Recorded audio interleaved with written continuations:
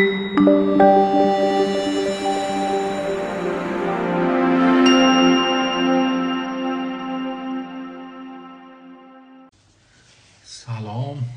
خدمت همه دوستان.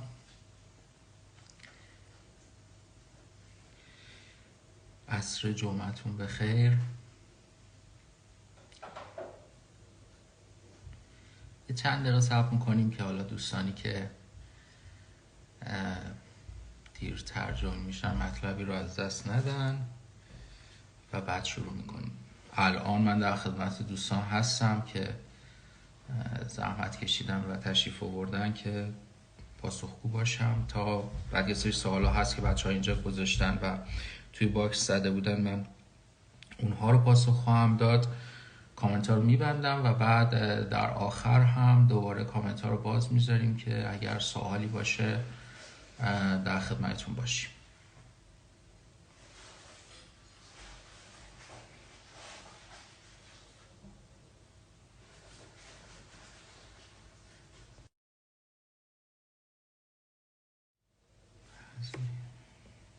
بچه ها دیگه فکر میکنم خیلی سوال شد و بهتر شروع کنیم چون واقعا نمیرسیم. خواهم همه یه سری سوال هم بچه ها توی باکس فرستاده بودن.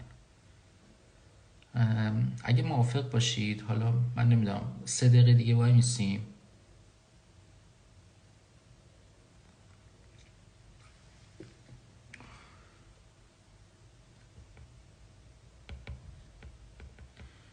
بعد در واقع یک لحظه من برمیگردم.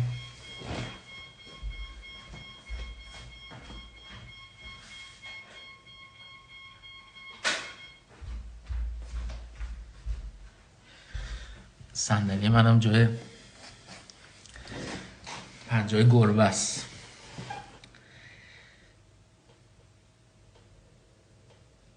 من در مورد این کلاس های برگزاری صحبت دارم، در موردش پست گذاشتم. به شدت ناراضیان بچه ها و هزینه های مثلا 150 میلیون 200 میلیون. اصلا یکی هم برام فرستاده میگفت خودشون خجالت میکشیدن بگن. اصلا هیچ.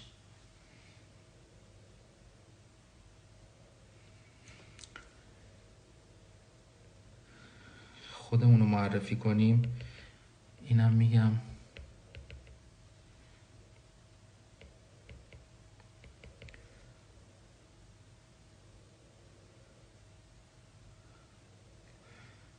سوالات استانداردتر میشه. خیلی غیر استاندارد بوده میگه. زیاد غیر استاندارد نبوده امسال. ثبت نام لاتاری ربطی نداره اینجا. برای خود آمریکا ربط داره. لاتاری ثبت نام کنی بعد بخوای اون کارو کنی. چشم، من سینگل کورس رو گفتم. چشم.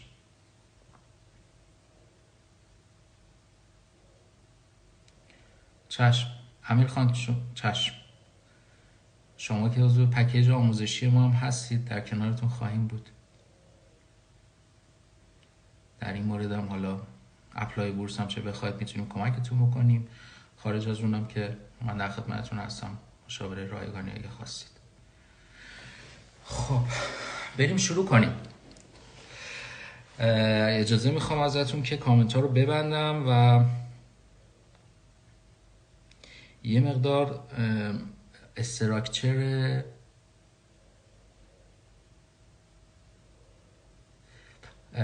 ببینید. اسم جایی رو نبرید. خب ما دقیقا در مورد همین بحث داریم صحبت میکنیم. اولا که به شدت ناراضی بودن که من داشتم پست براشون میذاشتم.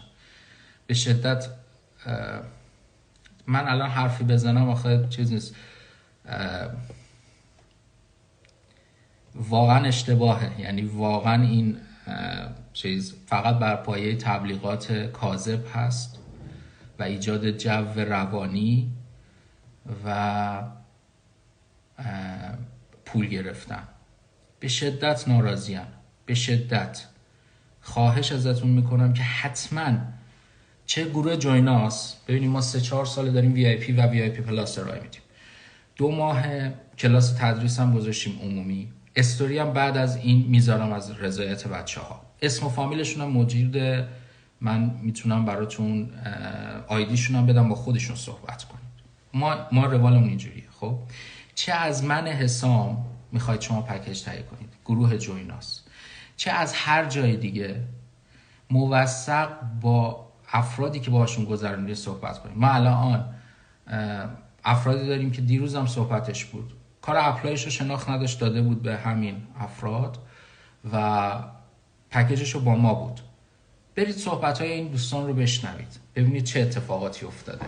160 میلیون برای اون چیز اصلا عجیبه، غریبه، هر جور میدونید.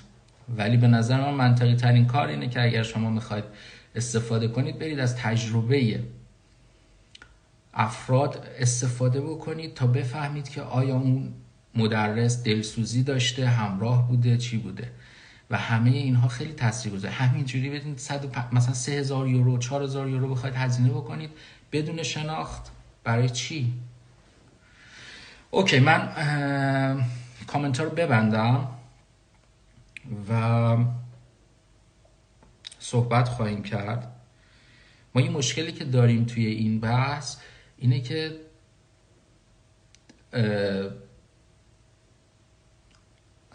هیچ نه باکس ها رو من عکس گرفتم، اسکرین دارم، روی آیپدم هست، ازتون میگیرم. حتما نمایش صحبت میکنم، اونا اصلا تو اولویت هستن. زحمت کشیدید تایپ کردید و چیز کردید، قطعا اول میریم اصلا از همونا شروع میکنیم که در واقع مشکلی نباشه. و اجازه بدید. خب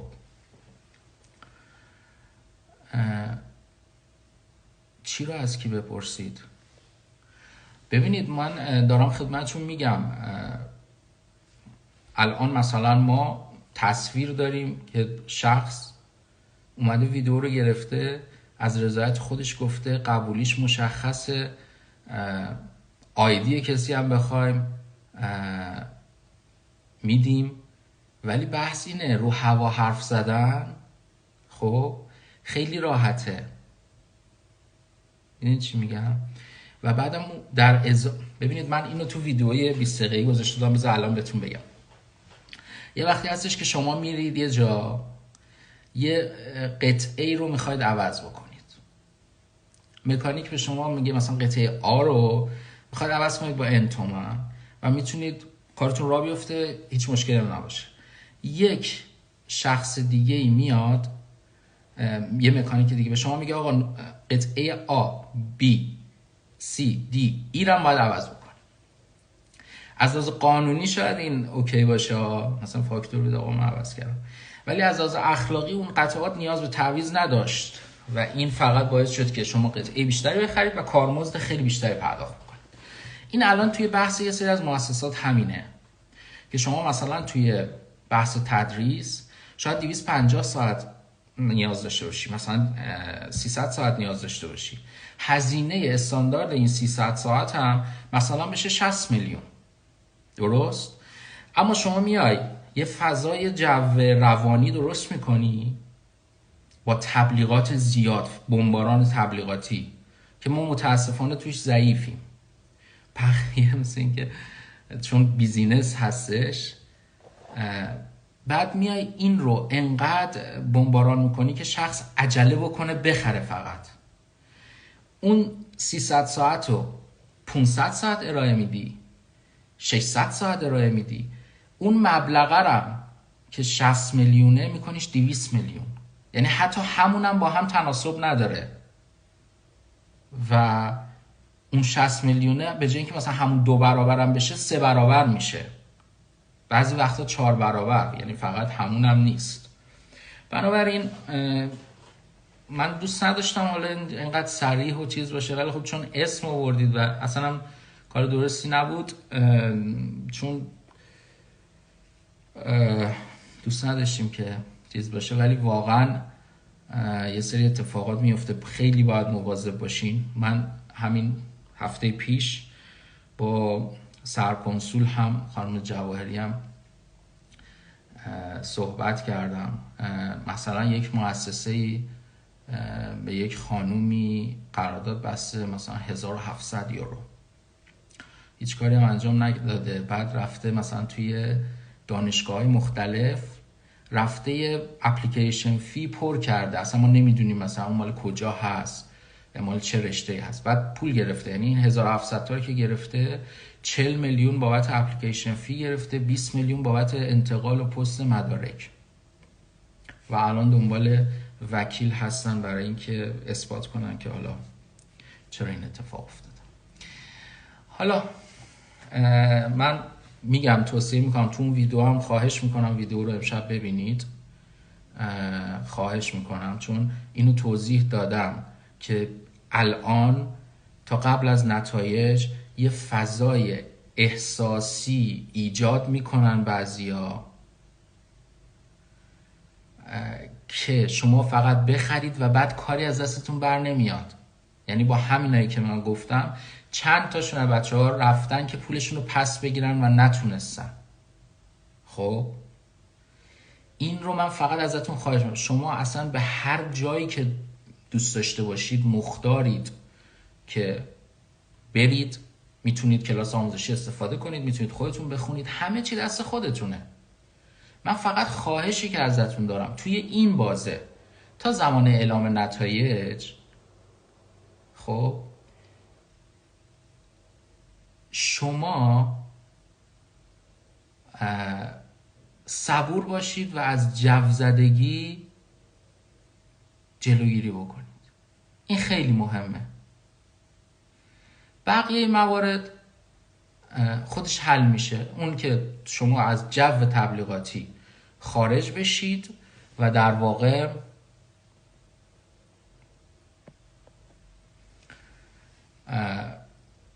بتونید با آرامش اون چیزی که نیاز دارید رو انتخاب بکنید. من نمیگم خدای نکرده به هر حال یه سری مؤسسات هستن دارن هزینه میدن جا میگیرن، ما جا نداریم مثلا. خب یه سری دارن هزینه جا میدن، نمیدونم.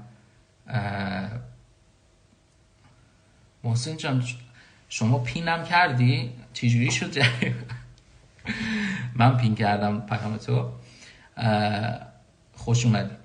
بعد من عذرخواهی میکنم بابت یوتیوب، توضیح دادم ما سابسکرایبرمون زیر 1000 تا بود، نتونستم لایو رو استریم ایجاد بکنم، به خاطر همین بود. من خیلی عذرخواهی میکنم. بعد من اینو دارم میگم شما هر چقدر بخواید خرج کنید یا بخواید از پی دی اف بخونید، پی دی اف رایگان هر کتابی خواستید من در خدمتتونم. ما نزدیک 90 جلد کتاب رو بررسی کردیم، چه از زمان شروع آیمت چه زمانی که ادیت کردیم پارسال. همه کتابا رو من دارم. بعضیا مثلا میان کتابا پرینت میگیرن میفروشن، این کارا هم لازم نیست. پی دی اف رایگان دارم، شما اصلا برو رنگی خودت پرینت بگیر. خب اگر میخوای همراه مؤسسه‌ای باشی، منم نمیگم ثبت نام نکن، نمیدونم یه جایی میری آقا قهوه میذارن جلوت، نمیدونم به هر حال خوشتیپ میان جلو، مثل ما نیستن، خوشتیپ میان جلو.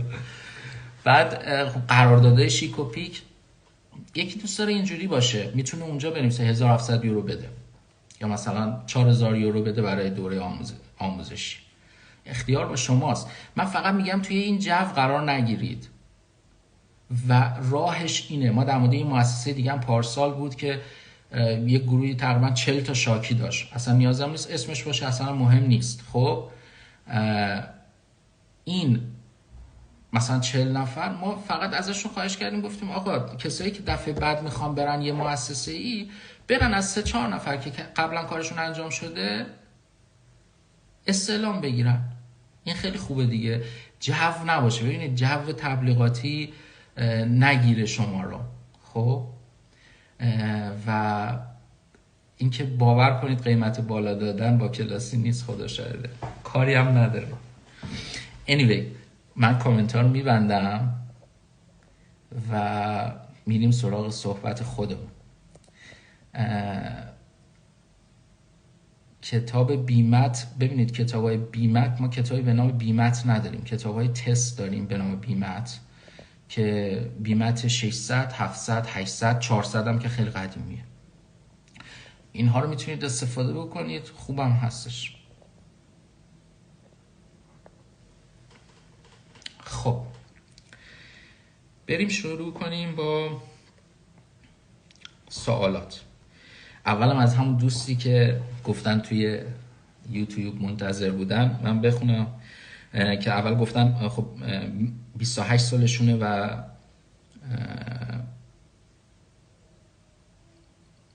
امکان کم کردن سن نه نیاز نیست. ببینید نه شما قراره سنتون کم بکنید نه اینکه مشکلی ایجاد میشه. من اتفاقا یه سری از این سوالا رو که دیدم اون استوریا رو گذاشتم، اون استوریایی که الان شاید باشه همچنان توی پیج، اینها حدودا 7-8 تا از بچه‌ای بودن که با ما قرارداد اپلای بورس داشتن و میخواستن سنتر ایتالیا امتحان بدن و براشون ویزا گرفتیم. خب عکساشو گذاشتم براتون. دو نفر این دوستان دقیقاً همسن شما هستن، 28 سال و 29 سال هستن، با اینکه رشته های لیسانس داشتن و یکیشون مرتبط بود، یکیشون فوق لیسانس داشت، فکر میکنم که تو رشته های مدیریت بود و موفق شد. البته میگم توی بالای 10 سال امکان نقصی زدن هست که به این دوستان هم زدن. بعد در واقع ما یه دفاعیه تنظیم کردیم که خدا رو شکر ویزا شدن، بنابراین هیچ دغدغه‌ای نیست. ولی بای دیفالت الان از سال گذشته بالای 10 سال، چون شما متقاضی رشته‌ای هستید که بعد از دیپلم هست، 18 سال باشه به اضافه 10 کنید 28 به بالا رو معمولا نقصی هدف و انگیزه میزنن که شما باید خوب اون رو منیج بکنید که ویزاتون بیاد و مشکل خاصی هم نبوده و نگران نباشید، کار خاصی هم نیازی نیست بکنید. با توجه به مفهومی سخت شدن قیمت مثلا تو بخش فیزیک چه ببینید ما الان حالا میگم باز خیلی چیز شد که همزمان با این ویدیو بود، چون من ویدیویی که ضبط کردم حدودا 20 دقیقه هست، امشب احتمالاً به صورت پست منتشر میکنیم. شروع دوره هامون هم گفتیم توی این بازه زمانی دقیقاً ما همین کار رو خواهیم کرد. یک نیازی هم داریم به ادیت مجدد نوت‌های فیزیک و ریاضیمون. خدا رو شکر زیست و شیمی و اینا عالی بوده و همه رو میتونستن یعنی حداقل 90% سوالا رو میتونستید با ادیت جدید 2023 زیست و شیمی بزنید. شیمیمون 100% ویدیوهاشو آماده کردیم، یعنی ویدیوهاش همش آماده است، موثق با سوالات شیر خواهیم کرد که اصلا کجا گفتیم، چی جوری گفتیم، مدرسمون به چی گفته. این 100% شما شیمی میتونستین بزنید، زیستم همینطور. ریاضی و فیزیک، ریاضی یه قسمت هایش ما فقط حدس میزدیم که امکان تغییر هست ولی نمیتونستیم اون فشار رو روی ریاضی به خاطر 5 تا سوال بذاریم و این الان نیاز به بازنگری داره. مثلا قبلا ما لگاریتم های ساده رو داشتیم توی آیمت یا فقط ساده سازی عبارت ها رو داشتیم، الان این رو نداریم، یه مقدار سخت‌تر شد. بحثای الن و اینها، حالا هر چیزی که توی موارد یه مقدار بالاتر شد، وقتگیرتر شد. خب این لازمش اولا که ادیت کردن قطعا و ما این بازه زمانی که تا شروع چیز باشه همین کار رو خواهیم کرد و بعدم اضافه کردن تستای مفید همراه این که اینها همش تو برنامه هست و نگران نباشید. بعد اگر از اسفند همزمان با زبان خوندن، ببینید من به نظرم میاد، همیشه هم توصیه کردیم، گروه اولمون هم معمولا اینجوری بوده، من نظرم این هست که شما زیست و شیمی رو شروع بکنید. حالا اگر میخواید از کمبریج بخونید، اگر با نوت‌های ما هستید با ما میخونید. به نظر من اگر شما مثلا 5 ساعت در روز میخواید درس بخونید، 20% اون، خب که یعنی مثلا میشه حالا 1 ساعت رو اختصاص بدید به خوندن 2 پاراگراف مثلا زیست شناسی، 2 پاراگراف شیمی، 2 پاراگراف فیزیک. این هم گستره لغتتون رو بالا میبره، هم یه مقدار با لغت‌های تخصصی آشنا میشید و هم که کمک میکنه به درک مطلب آیلتستون. اون 4 ساعت باقی موندن هم زبان بخونید. ما این برنامه‌ایه که خیلی وقتی که در واقع برای بچه‌های پکیج هم در نظر داریم، خب که همزمان میبریم جلو. این چه اتفاقی میفته؟ یکی این که حالا اگه تو گروه وی آی پی و اینا باشین، چون پرسش و پاسخ میشه، خودتون تو این فضا هستید و یه جورای خودتون دور نمیزنید مثلا غافل بشید، چون هر روز برنامه گذاشته میشه تو گروه. بعد در حد همون 2 پاراگراف هم هست برای 3 ماه 4 ماه اول. این باعث میشه که شما همراه بچه‌ها باشید، دغدغه قائمتتون رو داشته باشید. بعد ما بچه‌های گروه اولمون زیست و شیمیشون رو قبل از عید یه دور تموم میکنن، با همین 20% خیلی ناچیزا یه دور تموم میکنن. بعد این خودش میتونه به آیلتس و درک مطلب و لغت شما هم کمک بکنه. اینطور نیست که چیزش، یعنی شما آیلتس رو داری میخونی در کنارش اینم بخونی، مطمئنا مفید خواهد بود. من نظرم این هست که شما اینطور پیش برید. اگه برای خودتون هست یه کتابی میخواین جلوتون بذارین برای زیست و شیمی اینها، میتونید جلو برید با اون، ولی اولویت با زبانتون باشه. بعد که زبان گرفتید قطعا میتونید تمام زمانتون رو برای آیمت بذارید. ببینید در مورد سهمیه اروپایی پرسیدن دوستان عزیز. سهمیه اروپایی برای کسایی هست که اقامت حداقل 1 ساله و کارت اقامت در ایتالیا رو دارن. اگر کشورهای دیگر رو مد نظرتون هست، باید پاسپورت یا اقامت دائم در اون کشور داشته باشن. یعنی شما نمیتونید به واسطه 6 ماه رفتن ترکیه مثلا توی یک در واقع کالجی باشید، یا مثلا فکر میکنم مثلا روسیه یا مجارستان این دوره‌های 1 ساله و اینها رو دارن که قبل از در واقع پریمدیکال هستش، بخواید تو اونها شرکت بکنید، این باعث نمیشه که شما اروپایی باشید. و حتی خود سفارت ایتالیا هم بعضا قبولتون نمیکنه. چرا که میگه خب آقا مثلا شما دیپلمتو تو ایران گرفتی، الان 5-6 ماه اینجایی، 1 سال اینجایی، باید برگردی هم مدارک تحصیلیتو اونجا تایید بکنی، هم ویزا رو از اونجا درخواست بدی. بنابراین یا باید ایتالیا تشریف داشته باشید و کارت پرمسو دی سوجورنو داشته باشید، یا باید پاسپورت و اقامت دائم داشته باشید. این بحث اروپایی اینطور هست. یکی پکیج برداشته بود، گفته بود منابع ریاضیتون و استادش خوب نیست. این رو باید بهتون بگم که بله، ما این تغییر رو گفتیم خواهیم داشت و قول بهتون میدیم که این تغییرات رو شما امسال حس بکنید کاملا و مشغول این کار هستیم، نگران نباشید. در مورد آپدیت که گفتن که الان من نمیدونم شما پکیج وی آی پی رو گرفتید یا وی آی پی پلاس رو. همون دوستیان که در مورد ریاضی سوال کردن، ریاضی که خیالتون راحت باشه. در مورد آپدیت ببینید ما ویدیوهای بین متنی هم برای وی آی پی داریم، خودش کلاس تدریس به خدا. ببینید شما، من واقعا میگم سعی کردیم تمام ابعاد رو در نظر بگیرید. ببینید ما یه سری نوت به شما میدیم 2023 ادیت بی 2023 که 4 سال باهاش زیست و شیمی و ریاضی فیزیک پوشش داده شده. 4 سال متوالیه مواردش، هم تو کانال یوتیوب اون هست، هم توی پیج اینستاگرام که در واقع تطبیق دادن. خب این نوتا برای همه است. بعد تست بین متنی داریم که اینم باز برای همه است. یعنی شما دو پاراگراف میخونی، اون تست رو بزن که اکتیو بخونی، اگر نفهمیدی برگردی، الکی فکر نکنی داری میخونی ولی حواست جای دیگه است. ویدیوی بین متنی، خب ما ویدیوی فارسی سعی کردیم اون چیزهایی که سخت بوده رو ویدیو کنیم و بذاریم بین متن که طرف میخونه یه صفحه رو، اگر احتمال بدیم که متوجه نمیشه یا شرایط سخته، بیاد و در واقع ویدیوی فارسیش رو ببین. خب قطعا اگر چیزی اضافه بخواد بشه، ویدیو هم اضافه میشه و هم برای وی آی پی هم برای وی آی پی پلاس، چون این ساختار هیچ تفاوتی نمیکنه.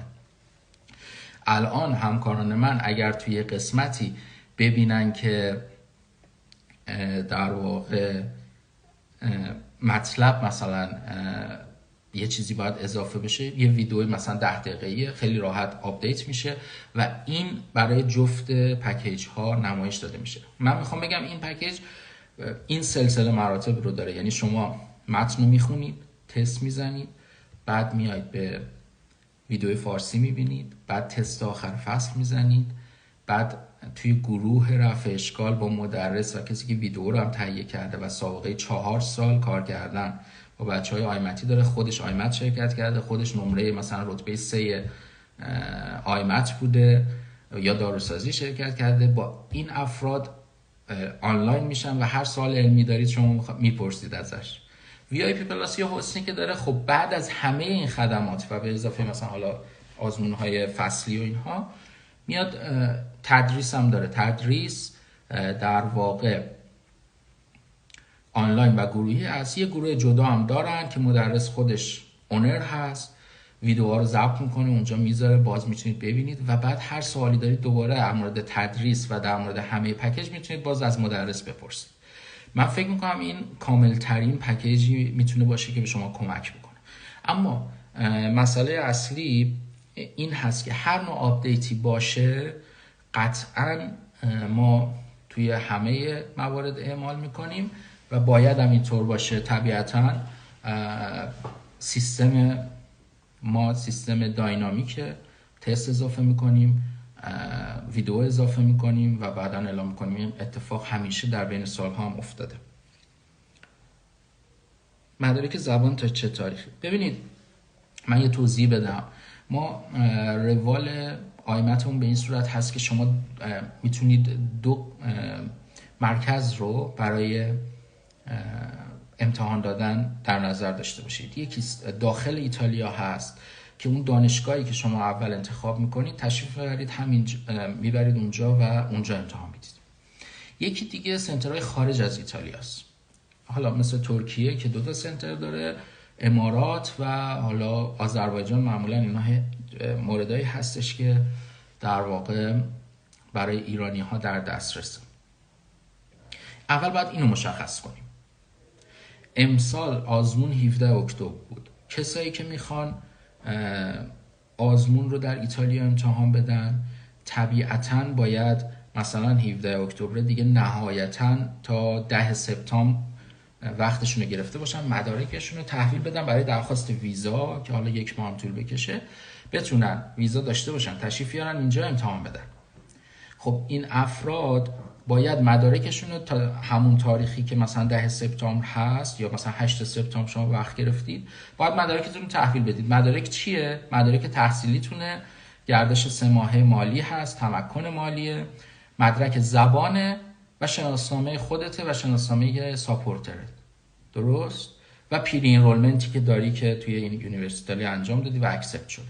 بنابراین مدرک زبانت میشه قبل از امتحان، زمانی که شما وقت گرفتی و درخواست ویزا دادی برای اینکه امتحان بدی در ایتالیا. اما اگر شما میخوای تو ترکیه امتحان بدی یا دبی امتحان بدی، طبیعتا 17 اکتبر کاری با سفارت نداری، 17 اکتبر ثبت نامتو میکنی، میری امتحانتو میدی. الان مثلا 7 نوامبر جوابای قطعی میاد، شما از 7 نوامبر به بعد وقت میگیری، وقت سفارت، قبول شدی و میخوای ویزای تحصیلی بگیری. هر زمانی که وقتتو گرفتی باید این مدارک زبان و مدارکی خدمت عرض کردم رو تحویلشون بدی. عرضم به حضورتون که 34 سال همونجور که توضیح دادم، من امسال از بچه‌هایی که توی حالا پکیج اپلای من بودن 29 سال رو داشتم. فکر می‌کنم 35 سالم داریم که ولی سنتر ایتالیا نبوده، باید ببینیم قبول بشن بعد برم برای ویزا. سال پیش و سال قبل از اون 2 تا قبولی 35 سال داشتیم، دانشگاه پارما و دانشگاه ناپل لویجی که تحصیلاتشون هم کاملا غیر مرتبط بود و از بچه های پکیج بودن که فکر کنم تو هایلایت بتونید ببینید و 35 سال بودن. اما ببینید هیچ کس رو به شما نمیتونه قطعی بگه. بچه ها خواهش می‌کنم اینو در نظر داشته باشید. هر شخص یک پرونده خاص و منحصر به فرد برای خودشه و کنسول تصمیم میگیره. مضافاً بر این که هر سال میزان متقاضی ها بیشتر خواهد شد و این با توجه به اینکه به هر حال سقف صدور ویزا میتونه محدودیت داشته باشه از طرف دولت ایتالیا، میتونه این سختگیری ها بیشتر بشه یا سخت‌تر بشه. من تا الان خدمتتون دارم میگم، با توجه موثق دارم بهتون میگم 29 سال 30 سال حتی برای سنتر ایتالیا بدون اینکه حتی قبول بشه، در واقع بخواد برادری خودش رو ثابت بکنه، بهش دادن. حالا باید صبر کنیم ببینیم بچه‌هایی که قبول میشن چه سنی دارن و چه مشکلی باشه یا نباشه، ولی تا سال پیش مشکلی نبوده و این رو اوکی کردیم. بنابراین من فقط بر مبنای همون داده‌های خودم میتونم بهتون بگم. من میخوام پکیج آموزشی اپلای رو با هم بگیرم، کی تهیه کنم؟ ببینید پکیج آموزشی رو قبل از 15 نوامبر حتما بگیرید، به خاطر اینکه بعد از شروع احتمال داره که افزایش قیمت داشته باشیم. بعد پکیج اپلای رو هم همون موقع بگیریم بهتره، به خاطر اینکه اولین کاری که من میکنم این هست که فرم براتون میفرستم در مورد شرایط تحصیلیتون، شرایط مالیتون، شرایط خانواده، تعداد اعضا. اینها خیلی به من کمک میکنه که پلن برای بورسیتون بچینم و اینکه چه مدارکی اوکی هست و چه مدارکی اوکی نیست و نیاز هست که حالا تهیه بشه یا تغییر داده بشه. بنابراین به نظر من این اگر تصمیم قطعی دارید برای شروع این پروسه، این خیلی مهمه. نرید اول یه کاری بکنید بعد بگید که من میتونم از پسش برمیام یا نه. اگر تصمیم گرفتید من در خدمتتون هستم، ولی تصمیمتون قطعی باشه، زودتر باشه بهتره که بتونیم مدارک رو زودتر بهتر آماده کنیم، چون بعضی وقتا هست که فیشای حقوقی و اینها یه مقدار رقماش بالاه و مشکل ساز میشه که اونا رو بهتون میگم. و بعد یه مطلب دیگه هم هست که بعد مدارک آماده بشه قبل از عید برای دور ترجمه، هم خیلی استرستون کمتره، هم هزینه‌هاتون کمتره. بخواید برید توی اردیبهشت و خرداد به خاطر حجم کاری، معمولا هزینه‌های مثلا ترجمه‌ای که 6 میلیون 7 میلیونه میشه 30 میلیون 35 میلیون. بنابراین اینم باید در نظر داشته باشید. برای سن بالای 35 سال یعنی 37 سال خوندن پزشکی و دندان پزشکی مشکل، من اینو توضیح دادم دیگه، هیچ مشکلی نداره و ما ندیدیم چیزی که محدودیت باشه آقا طبق بند فلان از این تاریخ تولد به بعد مثلا نمیتونن شرکت کنن. خب اینا رو ما مثلا تو آلمان و انگلیس و اینا داریم، ولی اینجا نداریم. فقط این که این میمونه به نظر کنسول با توجه به تعداد مراجعه و در واقع میزانی که باید ویزا صادر بکنن و اولویت هایی که دارن. من پیشنهاد میکنم برای دوستانی که مقدار سنشون بالاتر هستش، حالا این فکر من هست که برای سنترهای خارج از ایتالیا اقدام بکنن، سعی کنن قبول بشن. وقتی که شما قبول بشید طبیعتا با دست پر میرید این درخواست رو میدید، ولی مثلا با 35 سال سن برید تازه بخواید برای سنتر ایتالیا اقدام کنید، یه شایبه های دیگه ایجاد میشه و امکان داره که مسیرتون سخت بشه. اینو باید در نظر داشته باشید. آزمون تولکف آنلاین، ببینید ما زمان کرونا هم توربگاتا، چون توربگاتا قبل از کووید شرایطش مثل الان بود، یعنی باید ویزا میگرفتین، میومدین امتحان رو توی دانشکده میدادین و بعد صبح امتحان میدادین، یه سری الیجیبل میشدن، میومدن یه گپ و گفت ساده انگلیسی هم داشتن و بعد رنکینگ منتشر بشه. توی زمان کرونا این تبدیل شد مثل بولونیا شد تولک اف و آنلاین. الان امسال که در واقع توربگاتا دوباره مثل روال قبلش برگزار کرد، 14 سپتامبر بود و کتبی و حضوری. بولونیا امسال همچنان آنلاین رو برگزار کرد و یه مقدار سختگیریاش بیشتر شد خدا رو شکر در مورد تقلب‌های توی سیستم آنلاین، ولی من در مورد سال آینده واقعا نمیدونم روال چجوریه، نمیشه پیش بینی کرد، باید صبر بکنیم. فکر میکنم تا آپریل یا می باید صبر بکنیم تا بنده هاشون بیاد. قطعی کسی به شما نمیتونه بگه ترکی آنلاین هست. حالا اگر خیلی آماده اید میتونید تو سایت چیزی ها چیز کنید، مثلا اگه تولک اف انگلیسی اومد میتونید امتحان بدید. خب نمرتون رو ببینید اگر خوبه نگه دارید، چون بعد از ژانویه 2023 ولید هست. ثبت نامش کی هست؟ متوجه نشدم. حالا فکر می‌کنم بذارید من نگاه کنم. آها، همون در مورد تولک آنلاینه. ببینید تولک آنلاین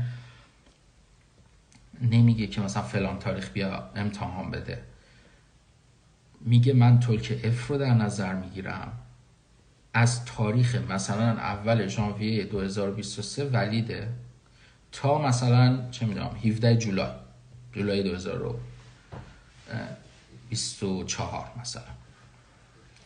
بعد شما وقتی که کدیش فیسکاله میدید ثبت نام میکنید برای دانشگاه و تو اون ددلاینی که دانشگاه میگه برای فارماسی اقدام میکنید، طبیعتا دانشگاه خودش استعلام میگیره از سایت و نمره شما برای دانشگاه ارسال میشه، بعد رنکینگ میاد.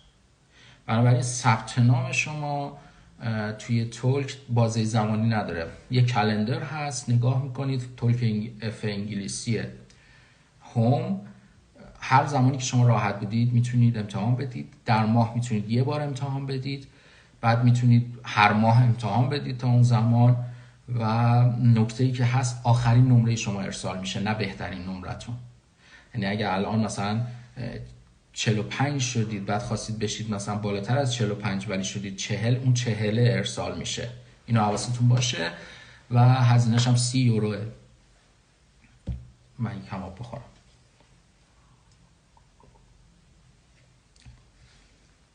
خب آیا سن در گرفتن بورسیه تاثیر داره؟ نه، سن هیچ تأثیری نداره. فقط امکان داره که امکان داره بعضی از دانشگاه من میدونم که امکان داره مثلا، حتی این دانشگاه برای آیمت نیست، دانشگاه مثلا جنوایی که اصلا انگلیسی پزشکی نداره، مثلا امکان داره بالای 35 سال رو برای دادن اتاق یه مقدار سخت بشه، نه اینکه پولشو ندن. شما باید خونه اجاره کنید مثلا پولشو بدن. این امکان داره مثلا حالا مثلا شخصی 35 سالش بشه تو خوابگاهی که مثلا رنج 20 ساله باشه، شاید مثلا اینو مثلا اون مدیر خوابگاه کم چیز داشته باشه. اینو باید کیس مشخصا نهادی صحبت کنیم. راجع به پکیجاتون می‌خواستم بدونم متوجه.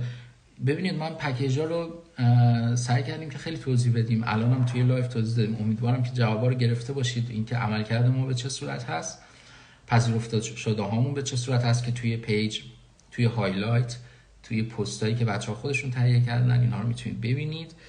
و در مورد مواردش هم توی سایت توضیح دادیم که چه خدماتی میدیم، چه هزینه‌هایی هست و شرایط اقساط. بالای سبد خرید نوشته مایلم خرید اقساطی داشته باشم، رو اون کلیک کنید، کوتاه مدت، بلند مدت و تمام اقساط رو براتون آپشناشو میاره، میتونید انتخاب کنید و طبق اون جلو برید. لازم به خرید الزاما نقدی نیست، این رو در نظر داشته باشید. آیا آزمون داروسازی فقط به صورت حضوری برگزار میشه؟ تورواتا بله.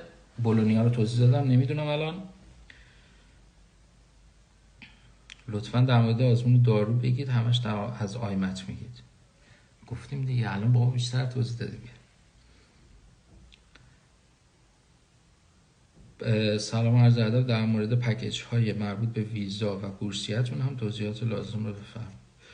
ببینید پکیج ها همونجوری که گفتم، من یه وقت درگیر بحث کارهای آموزشی بودیم و تا 17 اکتبر هم بچه‌ها درگیر بودن، حقیقتا نتونستیم اون رو اطلاع رسانی بکنیم. عرضم به حضورتون باز هم میگم در مورد این میتونید از دوستانی که قبلا با ما پکیج اپلای بورس داشتن استعلام بگیرید در مورد نحوه کار من. ما کاری که میکنیم ارزیابی هست، مشاوره های سفارت هست، مشاوره گردش 3 ماهه و تمکن مالی و این هاست، ثبت نام پری انرولمنت یونیورسیتالی، ثبت نام آزمون آیمت هست براتون، مشاوره های بورسی است، انجام در واقع ثبت نام آنلاین بورسی است. به اضافه این که بهتون کمک میکنیم، میگیم مثلا چجوری مدارک رو بفرستید ایتالیا، مدارک رو تحویل میگیریم، کارهای لگالایزش چه توی کنسولگری ایران در میلان یا سفارت ایران در روم و پرفتورا و اینها رو انجام میدیم و تحویل بدیم به اداره بورس. در واقع هر کاری که نیاز نباشه شما خودتون حضوری انجام بدید رو ما انجام میدیم و در خدمتتون هستیم. فکر میکنم الان من حالا استوری خواهم کرد، یه عدد شاید 10 نفر رو الان تا آخر ماه پذیرش داشته باشیم که میتونید دایرکت بدید. معدل چقدر مهمه اگر آزمون تولک قبول شیم؟ ببینید آزمون تولک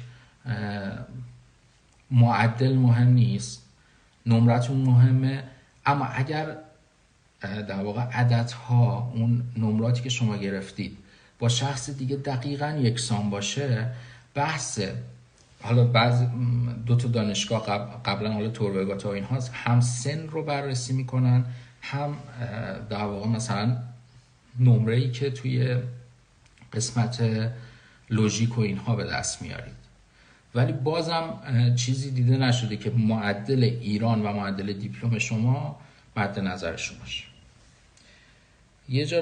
این همون صحبت یه جا رفتم گفت تدریس 160 میلیون، خودش هم تو چشاش خجالت داشت. خب بریم در مورد سوالات بپرسیم. هزینه دانشگاه دارو بدون بورس. ببینید برای دانشگاه بولونیا من فکر میکنم هزینه 3,500، برای توربگاتا 2,500، اما الان دانشگاه ایتالیا یک ردبندی دارن بر مبنای سطح توان اقتصادی اون کشور و اونها رو توی چند رده، مثلا 3 تا یا 4 تا رده قرار دادن که هر رده حتی اگر بورس هم نگیره، حتی اگر هم مدرک نده، همون میزان باید پرداخت کنه. مثلا دانشگاه بولونیا امسال من دیدم بچه ایران جز رنک 1 هستن که اگر هیچ مدرکی هم ندن تیوشن فیش میشه 1000 یورو. باز اینو خودتون چک بکنید. در مورد توربگاتا هم فکر کنم همین رنج باشه. مثلا دانشگاه پاویا پارسال به این صورت بود که شما ایرانی باشید صرفا هیچ مدرکی هم ارائه ندید 400 یورو در سال بیشتر نمیخواد پرداخت کنید اگه بورسیه نیستید. بنابراین اینو باید خودتون هم تو سایت بخونید، ولی بولونیا رو من 1000 تا رو یادم هستش.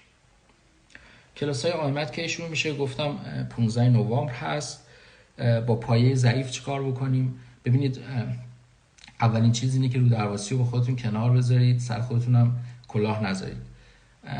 اگر اهل این کار هستید، عاشق این کارید، عشق سوزان دارید به این قضیه و میخواید 1 سال تلاشتون رو بکنید که بهش برسید، پایه ضعیف نمیتونه جلوتون رو بگیره.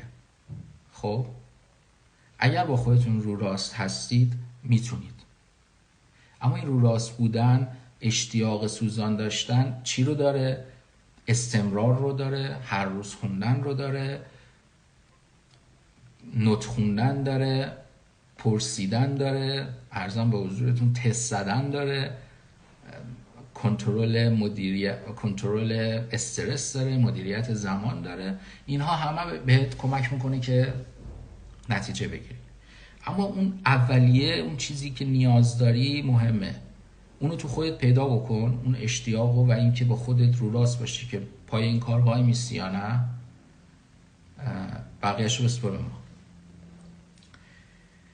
در مورد آیلتس هم من گفتم این صلاحیت رو در خودم نمیبینم که در موردش صحبت بکنم به صورت تخصصی، اما یک چیزی که من توی بعضی از دوستان میبینم، میگم مثلا کاش من اون ویدیو رو میتونستم بذارم که حالا سر شما درد نگیره من اینقدر حرف بزنم، تو اونجا من حرف میزنم، ولی خب ببینید من اونجا مفصل صحبت کردم، خواهش میکنم اون ویدیو رو ببینید، من الان تکرارش نکنم. فقط یه کوچولو بگم، تو رو خدا اگه میخواین زبان بخونین، من ببینید ما توی سایتمون تقریبا 1200 نفر ثبت نام کردن توی این 3-4 سال. خدا نزدیک شد، یعنی تلگرام نگاه کنیم فکر میکنم 5000-6000 تا پیام فقط در مورد این هست که حالا تک و توک سوال کردن، سعی کردیم جواب بدیم. یه تجربه تو این زمینه به دست آوردم، اگر قابل بدونید اینو در نظر بگیرید. تو رو خدا برای شروع کار ابتدا نرید کلاس آیمت بنویسید یا کلاس زبان بنویسید تدریس. ببینید کلاس حضوری 2 ساعت برای رفتن، 2 ساعت کلاس، 2 ساعت برگشتن. یه کافه هم کنارش باشه، یه چرتی هم کنارش باشه، یه روزتون میره. من ازتون خواهش میکنم اگر با خودتون رو راست باشید، اون خودتون درک کنید که مهمترین کس توی موفقیت توی این آزمون خود شما هستید، به این باور برسید هیچ کس نمیتونه شکستتون بده. و اگر به این باور برسید میفهمید که تلاش خودتون مهمترین چیزه. بعد چه کار میکنید؟ اگر اشتباه هم میگم بعداً تو کامنت ها درستش کنید. بعد چه کار میکنید؟ میرید تحقیق میکنید بهترین کتاب ها، بروزترین کتاب های لیسنینگ رو که معمولا توی 3 جلد هستش تهیه میکنید. یک کتاب متوسط گرامر یا مباحثی بیسیک گرامر که نیاز دارید رو هم تهیه میکنید. یه سری کتاب های درک مطلب که مقالات علمی هست یا همین چیزهایی که گفتم، تیکه های از زیست شناسی، شیمی، اینها که اصلا معمول هست که مثلا مسائل مدیسین یا نجوم و اینها مثلا بیاد توی درک مطلب آیلتس. 2 ماه خودخوان روزی مثلا 6 ساعت 7 ساعت، همون زمانی که شما میخوای بری بمونی و برگردی در واقع از بین میره، اون رو 2 ماه بخون، لیسنینگ گوش بده، ترانسکریپت کن، تصحیح کن، دوباره گوش بده. این کاری که من خودم انجام دادم و توصیه میکنم شدیداً. هزینه هاتون هم پایین میره. ببینید وقتی که شما میگی من میخوام از الان به مدت 1 سال، حالا مثلا آیلتس شاید 6 ماه باشه یا آیمد 1 سال باشه، فقط بخوای اون بار اصلی خودتو بندازی رو دوش اون تدریسه تو اون گروه کلاس آیلتس، 3 روز در هفته میری 2 ساعت، 18 ساعتت هدر میره، 20 ساعتت هدر میره. بعد اگر تمرینم نداشته باشی، چون از لحاظ ذهنی یه مقدار رو سپردی به اون، احساس اضطرار نمی کنی. بعد میبینی 4 ماه گذشت، هزینه کلاس هم دادی، پیشرفتت اونقدر قابل توجه نبوده. من از این کیس 100 تا 200 آدم میشناسم خب که فقط زمان از دست رفته. یا خیلی ها بودن، به خدا نمیدونم تو لایف هستن یا نه، خیلی از بچه ها اومدن مثلا میگن فلانی، الان هم داشتیم تو سوالا، آقا من اسفند میام. اوکی، اسفند گذشته، خرداد اومده جوین شده به گروه مثلا 3 و 4 وی آی پی ما، نه مدرک زبانشو گرفته نه درس خونده. خب زیاد نمیشه توقع موفقیت هم داشت. خب پس من به خاطر همین میگم صبر کنید و با خودتون تصمیم بگیرید. شما دارید سرمایه گذاری مالی و عمر میکنید و زمان میذارید و استرس های مهاجرت رو میپذیرید. خواهش میکنم توی فضای جوگیر و رویایی نرید. من موافق انرژی مثبت هستم، نمیدونم خودم یکی از فنای تصویرسازی قدرتمند هستم، یعنی خودم استاد این قضیه هم نه، یعنی نمیخوام اینو کتمانش کنم، اما در کنارش نیاز به اکت داریم. اینکه باور کنی که خودت ستون این موفقیتی. خب این رو باید در نظر داشته باشی. من خواهش میکنم، به خاطر اینم بارها گفتم، از جو زدگی، تعریف و تمجید الکی خودداری کنی. 2 ماه اینطوری بخون، خوب یکم بیستو بیار بالا، لیسنینگت مطمئناً خوب میشه با این ترانسکریپت و تکرار و غلطگیری خودتو 2 بار 3 بار گوش دادن. درک مطلبت بالا میره. بعد برو یک معلم کاربلد آیلتس بگیر، 2 ماه باهات اسپیکینگ کار کنه، رایتینگ کار کنه و تکنیک های موفقیت در آیلتس رو باهات کار بکنه. این به نظر من فوق العاده است. هم تو هزینه‌هات میتونه حتی صرفه جویی بکنه، هم توی وقتت، همین که خودت به این باور برسی که آقا من باید کار بکنم، نه کلاس نوشتم فقط. میدونید چی میگم؟ قدم رو بردارید، بعد اون چیزایی که نیاز دارید رو تهیه بکنید. زمانمون کمه، چیکار کنیم؟ بریم ویدیوی بعدی. من نمیدونم الان ضبط بکنم فکر کنم چیز سیو بکنم، فکر کنم میره توی چیز و من زیاد علاقمند نیستم که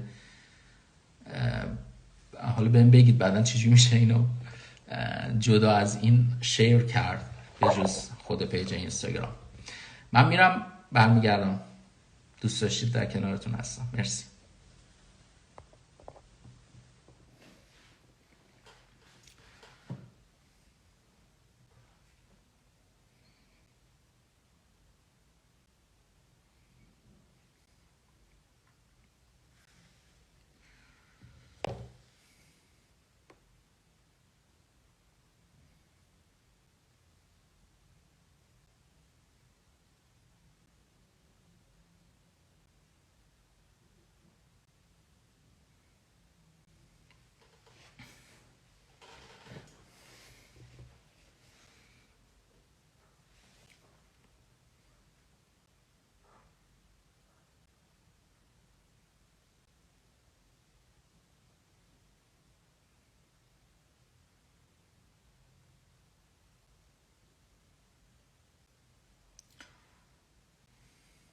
بچه ها اگه تا اینجا نظری دارید من میشنوم. آقای رامین تایپ بکنید لطفا.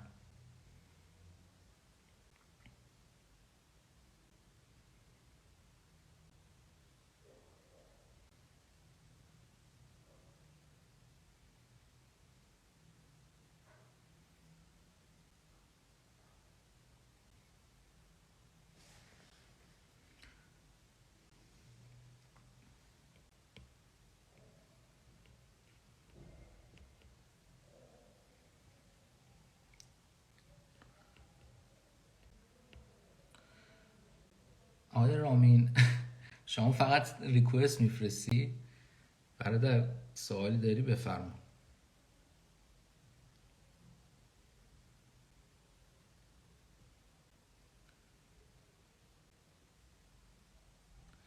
چشم، قبولی و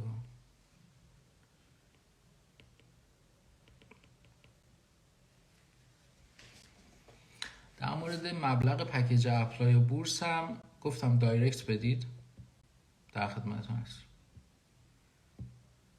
تطبیق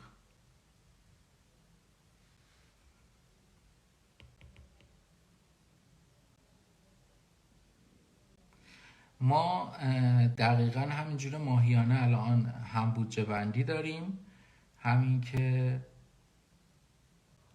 در واقع امتحان ماهیانه امسال داریم. امسال خیلی جذابش کردیم، هر ماه میخونین، تست میزنین، ویدیوها رو میبینین، تدریس اگر دارید مثلا وی آی پی پلاسی تدریس همون درسایی که خوندیدم خواهید داشت، بعد یک امتحان هم خواهید داشت، امتحان برای زیست و شیمی. من قول میدم الان من بچه‌هایی که زیست و شیمی داریم الان 100% داریم توشون زدن، با این آزمون ها خیلی بهتر میشه. قربانت رامین جان، ولی همچنان داره دستت میخوره قربونت. آخرم مجبور میشم قبول کنم بیای بالا آقا.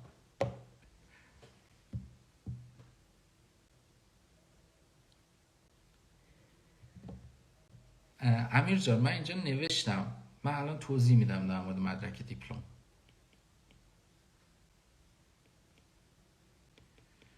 آزمون ها ما فقط یه آزمون شبیه ساز داریم که آزمون جامع داره و یه مثلا 500 600 تا تست، اون رو داریم. نه همه تستا رو نمیتونیم انتقال بدیم، بخاطر امکانات توی خود سایت برای پکیج ها تعریف شده. من یکم صبر میکنم به تعداد برسه، بعد این فاز قراره که سوالایی که قبلا نوشتم در موردش رو توضیح بدم. پکیج تک درس، حداقل بودجه،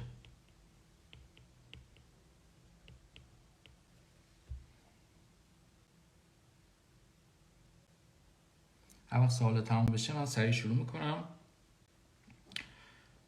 سعی میکنم که یکی از دوستانم گفت دایرکت رو چک کنم، الان واقعا نمیتونم دایرکت چک کنم و حتما در خدمتتون خواهم بود.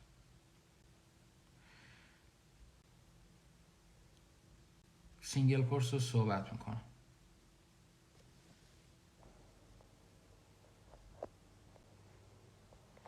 ما الان توی لایومون هم مثلا بچه‌هایی رو داریم که من میبینم با من پکیج اپلای یا بورس و اینها هم داشتن، میتونن حالا هم در مورد کار ما فیدبکی چیزی دارن بدن.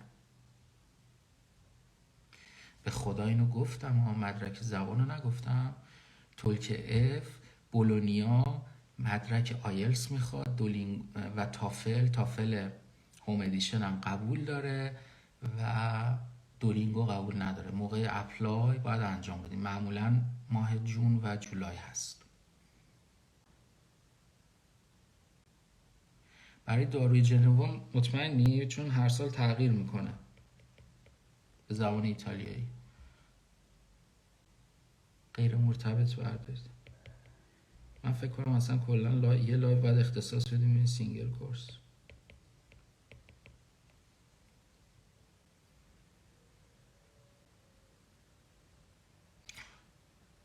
که کجا؟ برای کجا؟ ولی خوبه.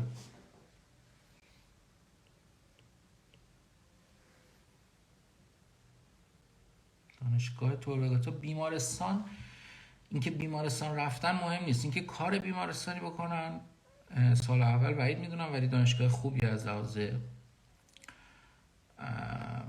میدون دادن به بچه ها برای کارهای پرکتیکال. کف نمره به خدا اینا یکم سخت. میلان 61 هم به نظرم شانس داره. کف نمرم میگم آزمون دادن تولک نیاز به مدرک زبان نداره. این تولک رو شما باید به دانشگاه ارائه بدی که توی رنکینگ بیای. آقا شما داریم میبینی دیگه، چرا ضبط میکنیم؟ به خدا الان گذاشتم ریلز گذاشتم. بعد وقتی که میخوای برای بولونیا اپلای بکنی تو اون ددلاین باید مدرک زبان داشته باشی. مارکه با توجه به اینکه بورس نداره شانستون بد نیست. آره بقیه دانشگاه بعید میدونم، ولی الان این مارکه فکر کنم.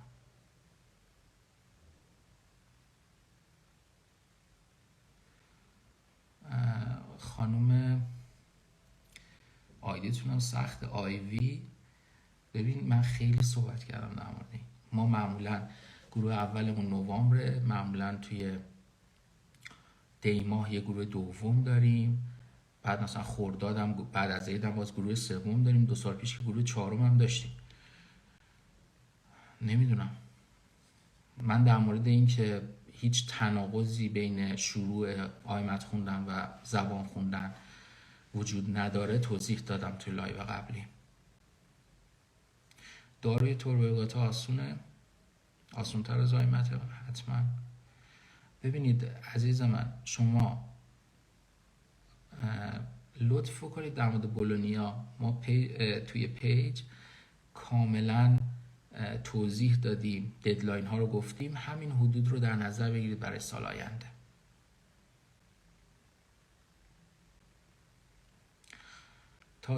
خواهش میکنم، نه من زدم دکمه‌شو که به عنوان ریلز در واقع بیاد توی پیج، پیشنهاد میکنم اونو ببینید. ببینید در مورد، من الان دارم همه رو پاسخ میدم، بذار این سوالی که بقیه بچه‌ها پرسیده بودن بپرسم. در مورد تولک ما داریم یه سری چیزاش کمتره، یه سری چیزاش بیشتره، متفاوته، تدریسش هم متفاوته. چه منابع یا اطلاعات بیشتری نیاز دارید برای VIP پلاس؟ من چطور میتونم کمک بکنم؟ من واقعا توضیح دادم توی لایو قبلی. بگید مشخصا من در خدمتتونم.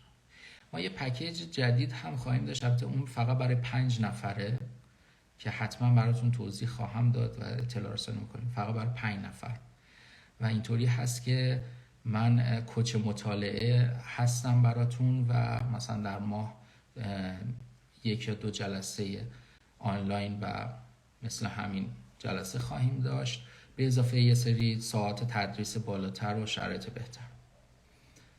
اونم اطلاع میدم بهتون. به نظرتون کف مارکت؟ به خدا نمیدونم.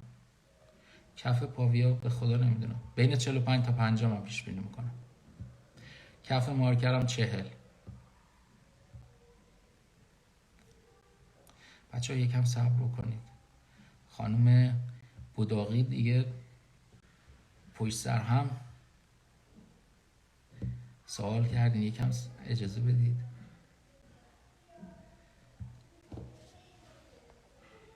ببینید آزمون تولک و آیمت رو میشه همزمان داد، ولی وقتی که شما جولای قبول بشی باید کاراتو انجام بدی و سفارت بری، پری انرولمنت تایید میشه، باید اونو کانفرم کنی، نمیتونی صبر کنی تا آیمت اکتبر. این مشکله. فقط توی VIP پلاس ما جلسات تدریس داریم و مطالبی که خود مدرس ارائه میده اون منحصرا برای بچهای VIP پلاسه، ولی بقیه امکاناتشون همه با هم یکیه. برای فیزیوتراپی نه، امتحان حضوری داره، به زبان ایتالیایی هست و باید ایتالیا امتحان بدید. تافل هم میشه. هوم ادیشن هم تا الان مشکلی نبوده. خب بچه ها من کامنت ها رو میبندم، این چیزهایی که اینجا جمع شده و نوشتم رو پاسخ میدم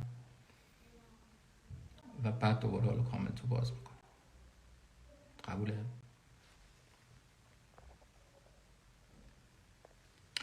خب هزینه دانشگاه رو که گفتیم، پایه ضعیف رو گفتیم، کلاس آیمت رو گفتیم، پکیج تک درس، پکیج های تک درس ما شامل نوت هست، تست آخر فصل هستش و میکرونوت. ویدئوی فارسی یا آزمون های جامع و اینها رو نداره و پشتیبانی علمی هم نداره. یعنی شما پکیج زیست شناسی رو میخرید به صورت خودخوان و سلف استادی مطالعه میکنید. حالا اگه مشکلات مثلا فنی چیزی باشه من در خدمتتون هستم، ولی اون شرایطی که مثلا تست بین متن باشه یا ادیت های جدید آپدیت بشه یا ویدئو فارسی داشته باشه، آزمون های جامع داشته باشه یا وبینارهای مشاوره داشته باشه، نداره اینها رو. بعد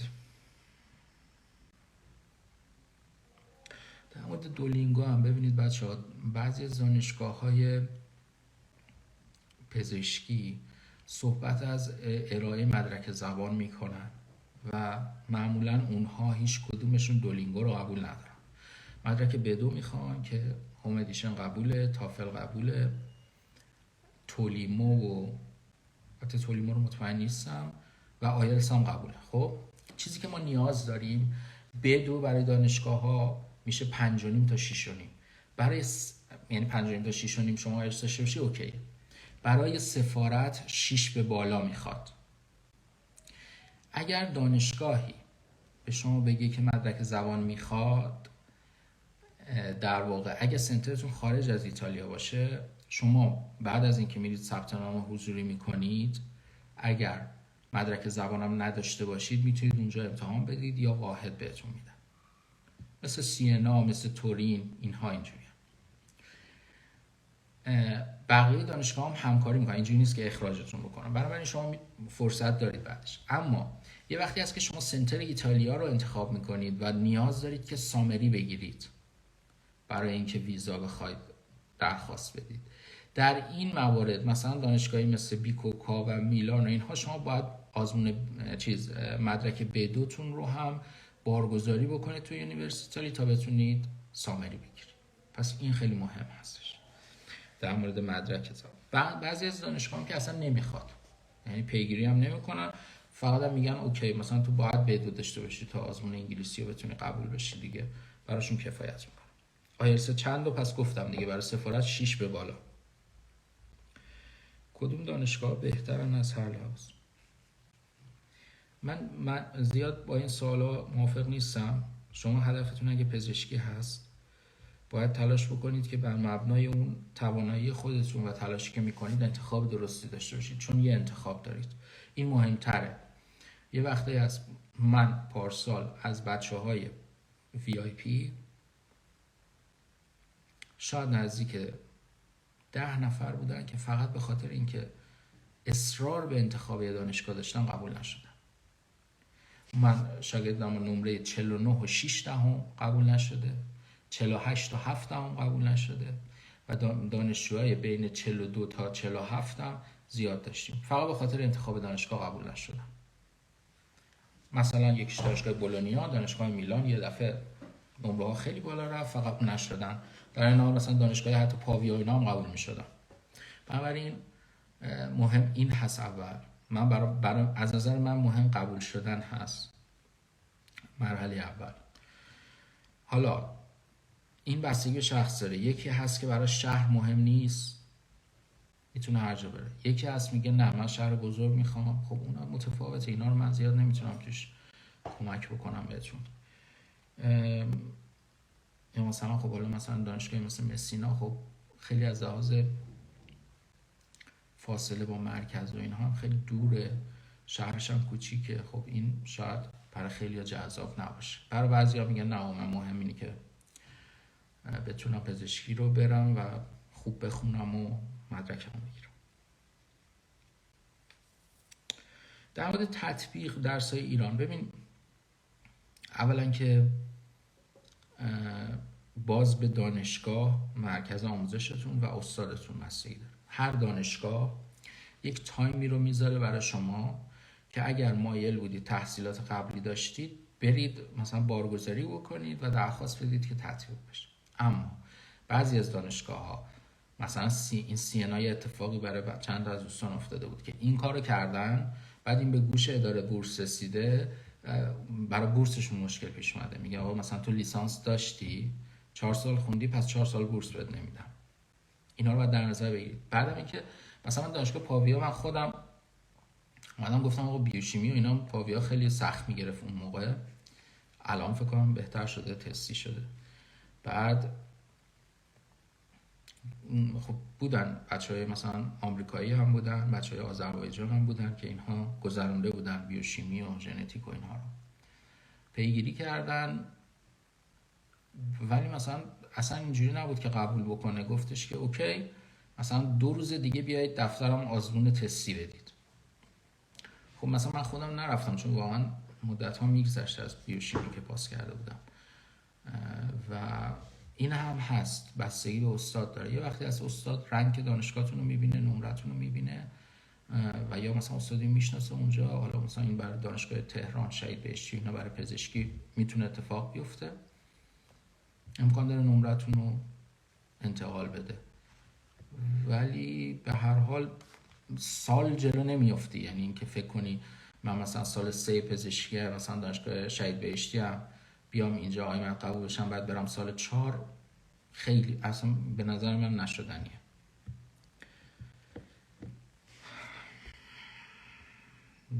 عرضم به حضورتون که بورس استانی کی و چطور؟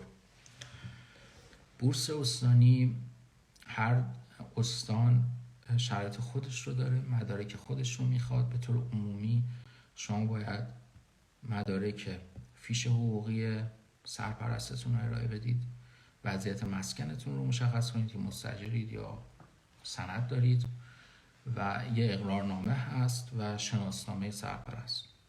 حالا بعضی از استان‌ها اجاره‌نامه رو قبول نمی‌کنن، شما باید نامه عدم تملک ببرید و یا سند.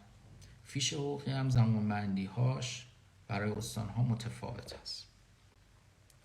اینکه چه زمانی شروع میشه، معمولاً جولای و آگوست، جون و جولای اعلام میشه و حالا حداقل مقدمات کار که مرحله اولش که هم دارن ثبت نام آنلاین بورس هستش، توی همون جولای و آگوست هست. بعضی از دانشگاه‌ها بعضی از استان‌ها مثل استان لاتزیو یا کمپانیا که لویجی و فدریکو توش هست، اینها ثبت نام آنلاین که انجام میدی، بعد برای تحویل مدارک وقت هست 2-3 ماه بعد، 4 ماه بعد، حالا مثلا فدریکو اینا که اصلا میره بعد سال بعد میلادی، باید مدارکتون رو حضوری ببرید اداره کف، عدد ایزه بگیرید و تحویل بدید. بنابراین فقط باید آنلاینش انجام بدید. اما یه دانشگاهی مثل پاویا مثلا اگه خوابگاه بخواید امسال تا 12 آگوست بود، اگه خوابگاه نمیخواستین تا 15 سپتامبر، باید مدارکتون فیزیکی به ایتالیا برسه، بره کنسولگری میلان تایید بشه، بعد بره پرفکتورا مارکا دبولو بخوره تایید بشه، مثلا یه جایی مثل فرمانداری بگیم، و تحویل اداره بورس بشه و هیچ کدوم از بچه ها تو اون بازه زمانی، چه بچه های مستر چه بچه های آیمت، معمولا ویزا نشدن. بنابراین باید یک کسی دیگه ای کارشون رو انجام بده. دانشگاه تورین مثلا بچه های آیمت و اینها خب امسال و اینها اوکی شده بود که از طریق پست بود، یعنی باید ارسال میشد، یه نفر اینجا میبرد کنسولگری تایید میکرد، پرفکتورا تایید میکرد، تو پاکت پستی میذاشت و براشون پست میکرد. یه جایی مثل بولونیا اینها هم همینطوره، اینو انجام میدید، بارگذاری آنلاینش هم انجام میدید، بعد اگه نیاز بود بهتون هم میگن مدارکتون رو هم ارسال بکن. بنابراین زمانبندی ها خیلی متفاوته. یه سری از دانشگاه، یه سری از مدارک استانی با همدیگه همپوشانی داره، میتونید از الان تایید بکنید و میگم با توجه به قیمت های ترجمه یه وقتایی بهتره که مثلا 2 نوع رو تهیه بکنید، ولی از الان تهیه بکنید که هزینه زیادی ندید و بعد که تصمیم گرفتید بتونید استفاده کنید. در مورد داروسازی و فیزیوتراپی هم من داروسازی انگلیسی رو صحبت کردم، فیزیوتراپی هم گفتم امتحان جداگانه داره، کلا پیراپزشکی هاشون امتحانشون جداگانه است که حالا هم بینایی سنجی و شنوایی سنجی و نمیدونم بهداشت حرفه‌ای و فیزیوتراپی و حالا پرستاری و اینها جزش هست. داروی جنوارم اگه تعداد زیاد اصلا داروسازی دانشگاه ها خیلیشون طوری که اف ایتالیایی هست، ولی یه سریشون اگه ظرفیت هم نرسه هر عددی باشه میگیرن. بعضی هم که به قول شما حالا امکان داره که آزمون نذارن، بعضی هم هستن که آزمون اورال در دانشکده میذارن، اینو باید چک کنیم.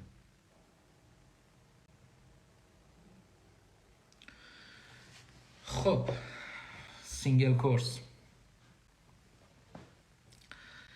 ببینید سینگل کورس یک اولا که پروگرام نیست، یعنی مثلا بچلر نیست، مستر نیست، یک دوره 1 ساله است، یه سری درسای مرتبط با خود دپارتمان ارائه میشه، مثلا حالا پزشکی مثلا حالا پایه داره، مثلا امکان داره که حالا امبریولوژی و هیستولوژی هم باشه، زیست و شیمی و اینها. ما 2 تا کورس انگلیسی پزشکی داشتیم برای سینگل کورس، یکیش دانشگاه تور ورگاتا بود، یکی هم دانشگاه لویجی که تور ورگاتا امسال اعلام کرد که ما نمیگیریم. روال کارم به این صورت بود که شما یه درس 2 تا درس انتخاب میکردید، هزینه میدادید، مثلا تور ورگاتا تا اونجا که یادمه اگر زیر 6 واحد بود 400 یورو، اگه بالاتر بود فکر کنم 700 یورو، و لویجی هم که هر واحد 50 یورو بود، مثلا درس 9 واحدی 450 یورو باید میداد. لویجی الان مشخص نکرده دپارتمان پزشکیش و به محض اینکه انجام بشه، دوستانی که الان سوال پرسیدن حتما اطلاع رسانی میکنن. اما کسایی هم که الان میخوان بدونن، این درس‌ها رو گفتیم به صورت 1 درس 2 درس شما میتونید بگیرید، 1 سال میتونید به صورت قانونی در ایتالیا حضور داشته باشید، طبیعتا نامه پذیرش بهتون میدن، میبرید کوئستورا، درخواست کارت اقامت میکنید و وقتی که کارتتون رو گرفتید جزء کتگوری بچه‌های اروپایی حساب میشید که در واقع غیر اروپایی هایی که اقامت قانونی در ایتالیا دارن. بنابراین سهمیه اروپایی میشید. سهمیه اروپایی حسنی که داره این هستش که در واقع فقط انتخاب اول نیست، انتخابای بعدی هم میتونه در واقع مورد بررسی قرار بگیره و شانس قبولی داری تا آخریش، حتی مثلا امکان داره 6-7 ماه بعد از امتحان مثلا جواب بیاد یک شخصی مثلا با نمره‌های پایین‌تر مثلا 35 قبول شده باشه، در حالی که مثلا کف نمره غیر اروپاییش مثلا 45 بوده، مثلا 10 نمره پایین‌تر. مثلا من فکر کنم سپینزای دندان پزشکی 46 47 بود، ولی خب یه سری بچه‌های اروپایی با نمره‌های 32 33 قبول شده بودن.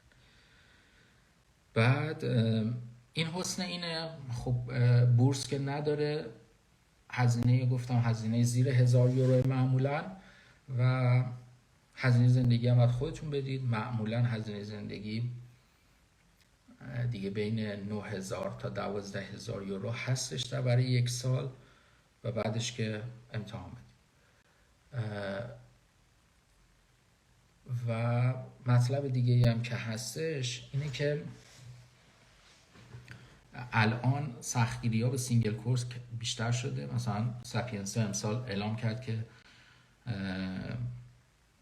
باید مثلا سینگل کورس مرتبط با پزشکی باشه، بعد واحد پاس کرده باشید، اونا رو برای ما بفرستید تا ما سهمیه اروپایی حساب کنیم. مثل قبل نیست که مثلا 2-3 سال پیش اصلا مهم نبود واحد پاس کنی بری سر کلاس یا نری. البته کلاسش الان هم شاید مهم نباشه، مهم بیشتر واحد پاس کردنشه. و یه مقدار حساسیت ها بیشتر شده به خاطر اینکه خصوصا ایرانی ها این روش رو خیلی پیاده کردن و تعداد زیادی از بچه ها الان هم پارسال هم امسال خیلی الان توی ایتالیا هستن و امکان داره که حالا امتحانشون رو خوب نداده باشن، منتظر سینگل کورس هستن. اینکه سینگل کورس غیر مرتبط برداریم بستگی به دانشگاهی داره که بعداً قبول میشید. میگم مثلا سپینسا اعلام کرده بود که آقا مدیسین اند سرجری، خب اگر این باشه این منوط به اون هست. معمولا دانشگاهی مثل میلان، بیکوکا، بولونیا و سپینسا و حالا شاید هم تورین یه مقدار به نظر من جز دانشگاهی که سختگیرن. یعنی اگه شما سینگل کورس غیر مرتبط هم برمی‌دارید باید اولویتاتون دانشگاه دیگه ای باشه برای سال آینده که سختگیری تو این نداشته باشن که مثلا شما از دپارتمان زیست شناسی سینگل کورس برداشتید یا شیمی. اینو باید در نظر بگیرید. ولی در کل منم مثل شما هستم توی این پروسه. فقط این که حالا مثلا 2-3 سال شاید 30 نفر 40 نفر رو حالا مثلا ما خودمون منیج کردیم برای سینگل کورس و یه مقدار مثلا آشنا هم به این قضیه، ولی اینکه در آینده چه اتفاقی خواهد افتاد رو نمیتونم پیش بینی کنم. مثلا امکان داره فردا روزی وزارت علوم بخشنامه بده که اصلا سینگل کورس رو ما سهمی حساب نمی‌کنیم، یا اینکه بگه اصلا هیچ ربطی نداره که مدیسین باشه، هر سینگل کورسی داشتن اوکیه، یا اصلا مهم نیست که باید پاس کنن.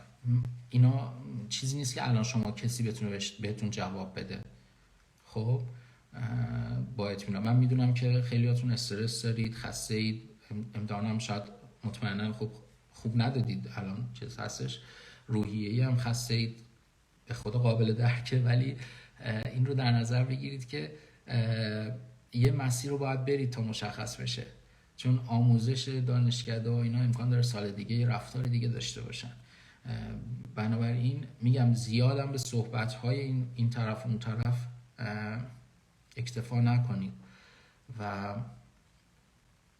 من امیدوارم که حل بشه. فقط اینکه میگم نمیتونم قطعی بگم این برداشتای من هست و برداشتم اینه که برای سال آیندهم احتمالاً سختگیری خواهد بود و مثلا پاس کردن درس‌ها اینکه مرتبط باشه امکان داره باشه، خصوصا تو دانشگاهی که اسمشو بردم.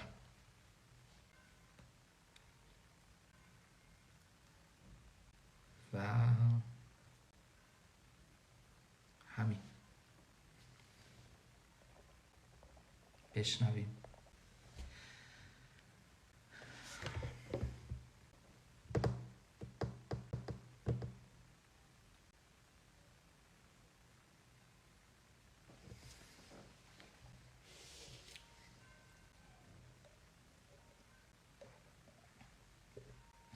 ببین به خدا من هر وقت که میگم لایو میذارم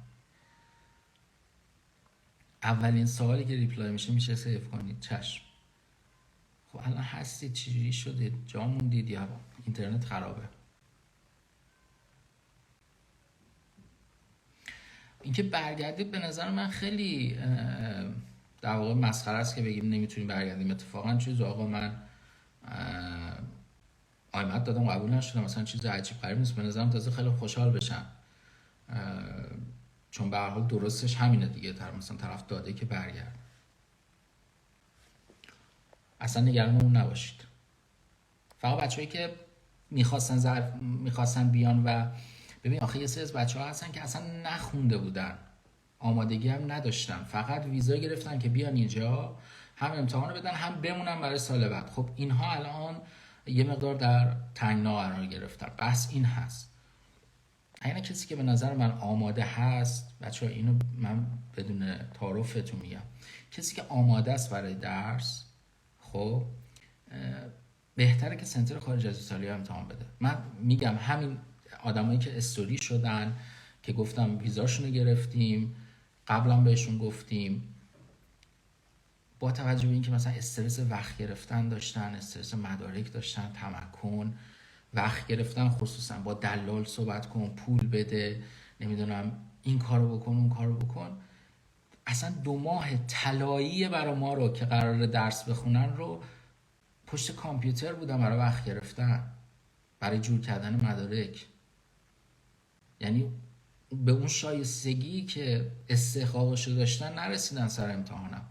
این خودش یه مشکله.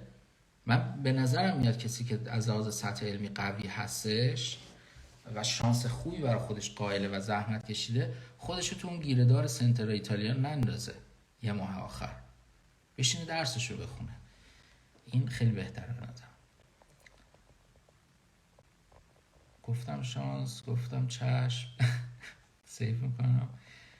همون 6000 تا نیست ولی 7000 تا. شما چرا کمش میکنی؟ اگه نوتا رو تهیه کنیم نیاز هست که بابا به خدا قسم 4 ساله داره تطبیق 100% میخوره، آخه چه نیازی داره؟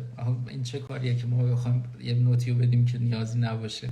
نیاز باشه دوباره برید سراغ کتاب. تمام حسن این که هست که 5 تا کتابو اومدیم کردیمش توی یک نوت با تجربه، هرچی کم و کاستی هم بوده با ویدیوی فارسی گذاشتیم توش که دیگه شما سردرگم نباشید عزیز من.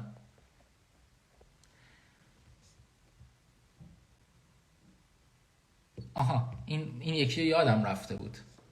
شما خودتون رو سرپرست اعلام بکنید، باید 2 سال وضعیت سکونتتون رو مشخص کنید، یعنی اجاره نامه بدید که صاحب ملک خانواده‌تون نباشن. بعدم 2 سالم فیش حقوقی باید بدید که درآمدتون بیشتر از 9000 یورو باشه. و بعد برای سال بعدم باید اقرارنامه بدید که بورس قبول بکنه یا نکنه. چشم عزیزم، میدونم که وضعیت اینترنت خرابه، چشم، من تمام تلاشم میکنم اینها رو انجام. کتاب تست، ببینید کتاب تست مشخص نداریم، باید از تیکه های مختلفی کتاب ها بردارید.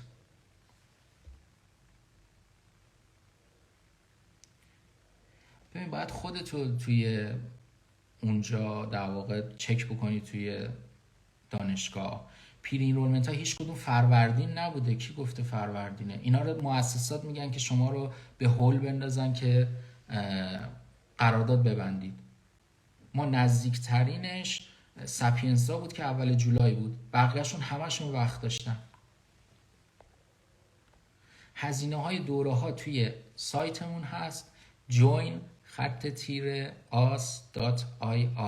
آیمت 2024 و یه پکیج هم داریم برای اپلای و بورسه که اول قیمتش رو باید بپرسید، بعد اون 400,000 تومان رو پرداخت میکنید که قرارداد براتون ارسال بشه. تو رو خدا انگلیسی ننویس، امسال های آیمت سخت دارد. نه به نظرم نمره ها نمیره بالا. پیش بینی من اینه که همون سطح پارسال بمونه. امتحان سخت برای بچه‌هایی که زحمت کشیدن بهتره. شما نباید برای گپ تحصیلی اقدام بکنید. شما مدارکتون رو میدید، اگر نقصی باشه باید دفاع کنید از خودتون، حالا در قالب یک کاور لتر و موتیویشن لتر. برای سفارت که اصلا خیلی راحت و سفارت کاری نداره. شما فقط مدارک خودتون رو تهیه میکنید و حساب خودتون اینها رو میدید. فقط باید بپرس، مثلا شاید بپرسن که این پول از کجا اومده یا مدارک چیزه، ولی مشکلی نداره. بورس یکم سخت میشه، توصیه نمیکنم. برای سفارت باید ببرید دیپلم رو. خوب شد الان گفتیم، بنده خدا امیرم سوال کرده بود من یادم رفت. بچه‌ها یه لحظه سوالا رو نگه دارید تو خدا. ببینید دیپلم رو شما باید ببینید بعضی از بچه‌هایی که دیپلم موقت دارن کارشون راه میفته تا مرحله سفارت. برای پری اینرولمنت و اینا با دیپلم موقت اوکیه. انگلیسی ترجمه کنید دیپلم موقتتون رو با ریز نمرات رو بدون تاییدات، فقط دارو ترجمه رسمی انگلیسی ترجمه کنه، اونو پری اینرولمنت رو انجام میدید، تمام. بعد برای سفارت اگر اینجوری هستید توصیه میکنم که سنتر خارج ایتالیا بزنید که بعد از آزمون باشه، وقت داشته باشید، اصلش رو بگیرید ترجمه کنید. اصل رو میدید به سفارت، دی او وی میگیرید که خیلی مهمه.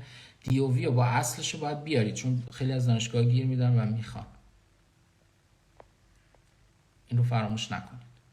بنابراین سنتر، تو توضیحات گفتم اگر سنتر خارج از ایتالیا باشه مثل مدرک زبانه میشه، یه وقت تا نوامبر وقت دارید که اصلش رو ترجمه کنید، ولی برای ویزا اصل لازمه ترجمه ایتالیایی با تاییدات وزارت دادگستری و وزارت امور خارجه.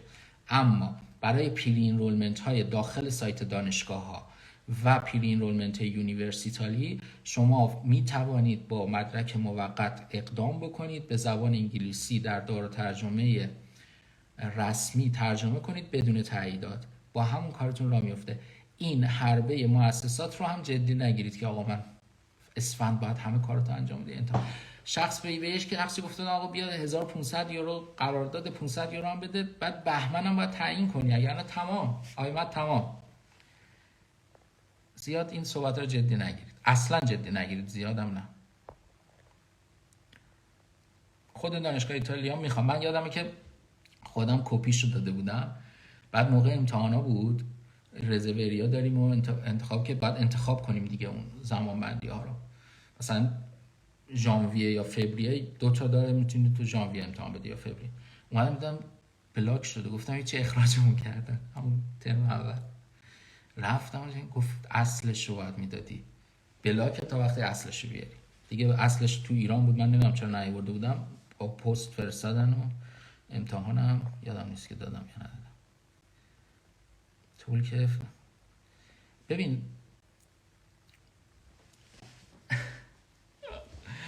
نمیفهمم منظورتون از آزمون سخت. ببینید آزمون اصلا آسون یا سخت شما باید آماده باشید، چون اون رقابته. مثلا ببینید الان بولونیا رو نگاه کنید، حتی بچه‌هایی که یه سری شاید تقلب کردن که خدا رو شکر جلوشون گرفته شد یه سریاشون، ولی یه سری هم واقعا 50 آوردن.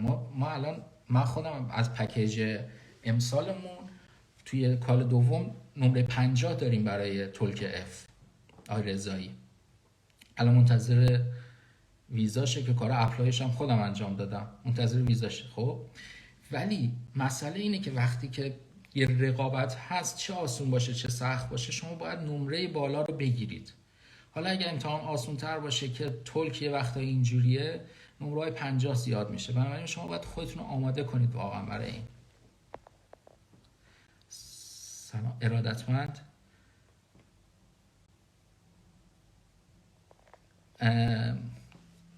آقای قفاری عزیز، من ارزیابی خودم این هست که زیاد افزایش نمره نخواهیم داشت نسبت به پارسال، چون پارسال زیستش و اینها آسون تر بود و الان من خودم هم حس میکنم که بهتره که اصلا نمره زیاد بالاتر نره و یه مقدارم سخت‌تر بود که امیدوارم کسایی که واقعا تلاش کرده بودن به نتیجه برسن. 95 یکم گرفتاری داره. بعد اون قسمت من حالا دولینگو اون موقع برام ولید نبود، اصلا نبود فکر کنم، زیاد چیز نیستم. یه پروداکشن داره قسمتی، اون مثلا اونم زیر 75 و اینا باشه، اونم خطرناکه. آره خودتون یا خانواده میتونن، خانواده درجه 1 پدر مادر میتونن، بقیه رو فکر کنم با وکالت حل میشه. آره بعدم باید وقت بگیرید دیگه از سایت. آره به نظرم میرسی. در کنارش یکم هم بخون دیگه.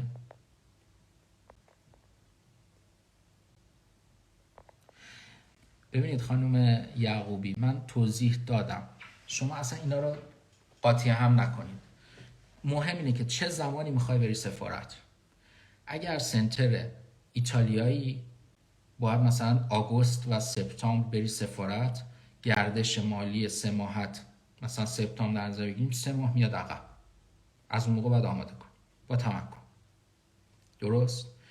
اگر رفتی ترکیه امتحان دادی، مثلا 17 اکتبر امتحان دادی، 7 نوامبر اومد نتیجه قبول شدی، مثلا 17 نوامبر در نظر بگیر، حالا همون 7 نوامبر در نظر میگیریم، 7 نوامبر 3 ماه برگرد عقب، میشه گردش 3 ماهت و بعدم تمکن.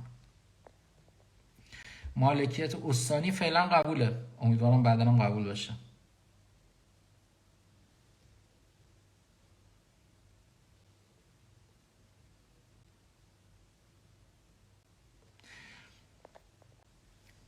ببینید همه شانس دارن، توضیحاتشو دادم به خدا.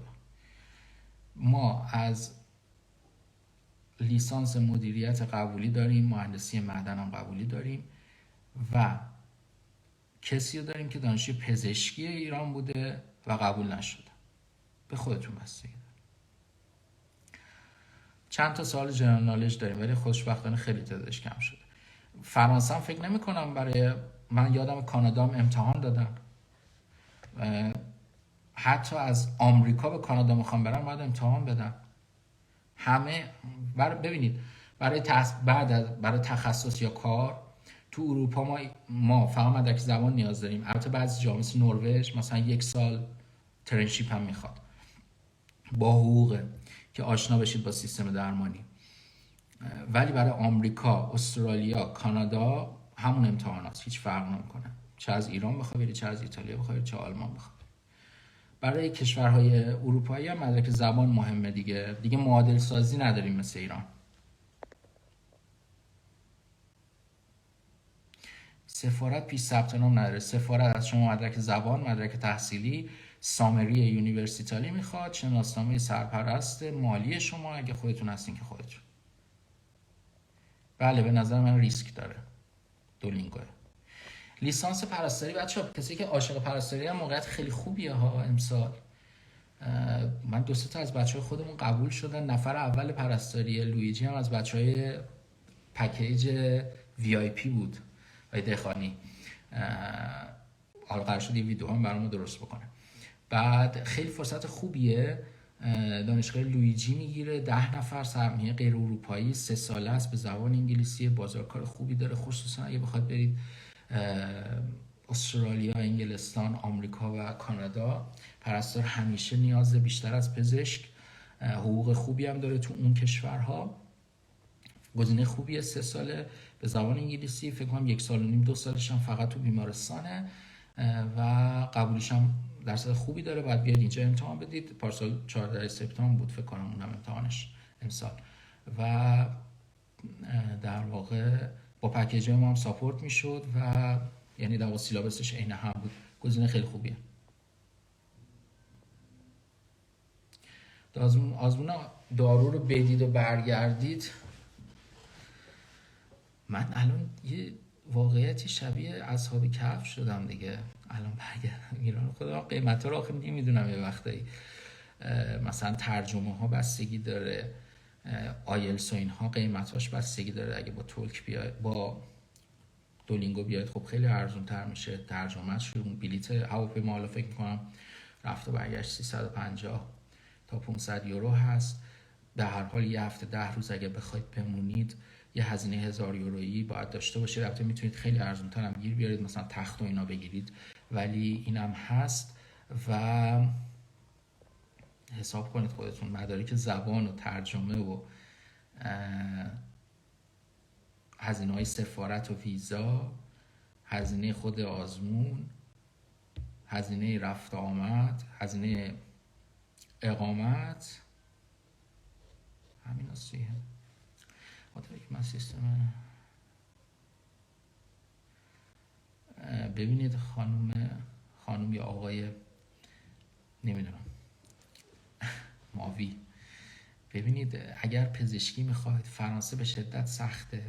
1 سال 2 سال باید باشید و با کوچکترین قبول نشدن یه چیزی اخراجتون میکنن. بلژیک رو نمیدونم ولی فکر نمیکنم شرایط آسونی داشته باشه. به نظر من ایتالیا خیلی شرایط خوبی داره، به خاطر اینکه هم زبان انگلیسی رو داره، همین که محدودیت سن نداره و همین که یه رقابتی که شما اگه رقابت رو تمامش کنید دیگه بعدش تقریبا میتونید شرایط خوبی داشته باشید. سهمیه اروپایی رو گفتم به خدا.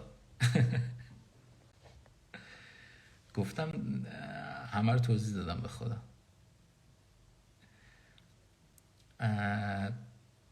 گفتم کسی که اقامت دائم داشته باشه یا پاسپورت، اینطور نیست که شما فقط تو اونجا زندگی کنید سهم باشه. من فارغ التحصیل رشته پزشکی دانشگاه پاویا به زبان انگلیسی هستم و همین، درسم تمام شد پارسال.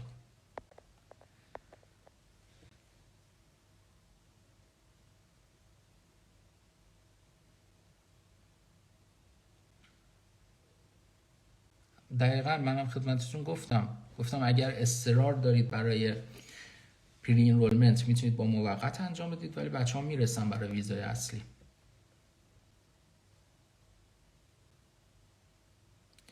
چشم، قرار شد سیو بکنم. رضا مهرپور، من که عالیم، شما چطوری؟ من اینم سیو میکنم، ولی ریلزه، من سعی میکنم اینو اکسپورت کنم که حالا چه اینجا به صورت پست بذاریم با کاور یا توی یوتیوب بذاریم، حتما توضیح میدم.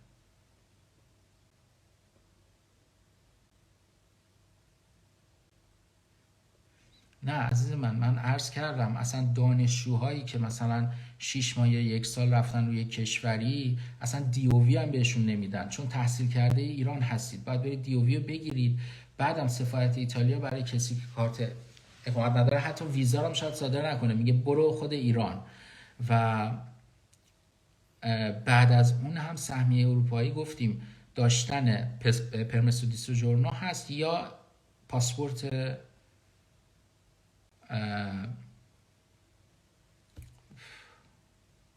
اروپایی. بچه یکم من چیز شدم دیگه، یه دم دارم حرف میزنم 2 ساعت، ببخشید یکم الان ارور داره میده. تخصص نه، من یه 3-4 ماه کار کردم، الانم البته هستم بعد از ظهر کار میکنم، ولی آره برای تخصص امسال دارم میخونم. نه هنوز اقدام نکردم. دندون چه وضعیتی بگم آقا؟ وضعیت دندون پزشکا خوبه دیگه، با اون میشم درآمد خوبی دارن تقریبا، مشکلی نداره. اوایلش یکم سخته تا اینکه جایی پیدا بکنید با کسی همکاری داشته باشید، بعد درآمد خوبی دارید. بله گفتم فروردین بگیرید خوبه.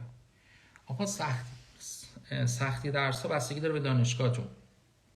بعضی از دانشگاه من شنیدم مثلا دانشگاه پارما 9 بار میتونی امتحان بدی در سال، اصلا دیگه 9 بار اصلا کاری نداری دیگه، قبول میشی.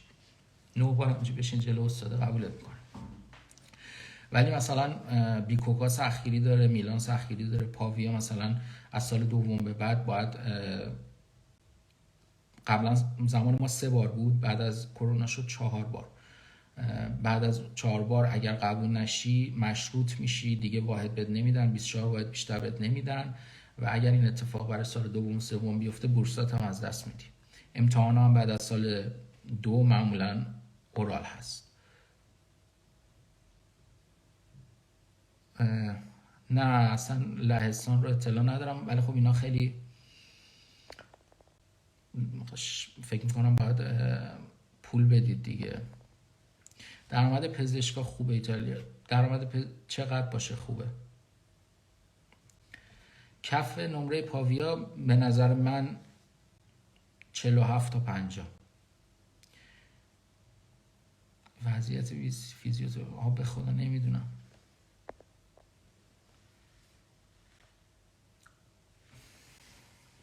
رزیدنتی گفتم انگلیسی زبانا رو باید امتحان بدید.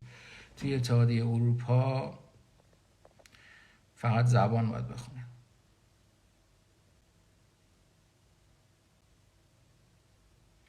نه اینکه یه سند ارائه میدید تموم میشه دیگه، بعدش استلام نمیکنن که حالا سند اضافه داشته باشید یا نه. 10,000 یورو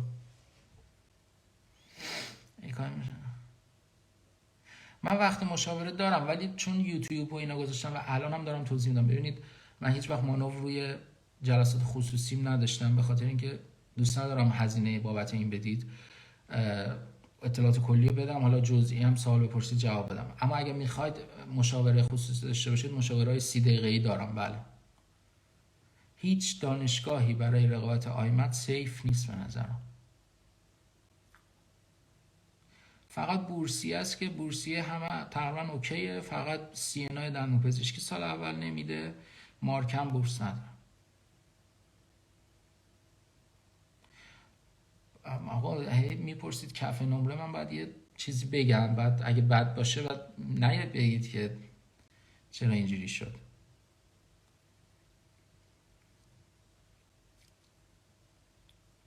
کف نمره میلان به نظرم 53.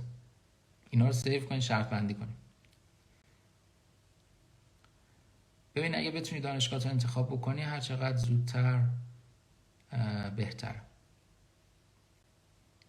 گفتم بعضی وقتا اینه که به نفعه که مثلا 2 تا نوع مدرک رو انتخاب کنی. من معمولا به بعضی از بچه‌ها که مرددن اینجوری میکنم، 2 تا انجام میدن و اون 2 تا در واقع شاید 7-8 تا دانشگاه 10 تا دانشگاه رو پوشش میده. تو ارزونی میدن، ترجمه میکنن، دستشون دیگه بازه. بچه‌ها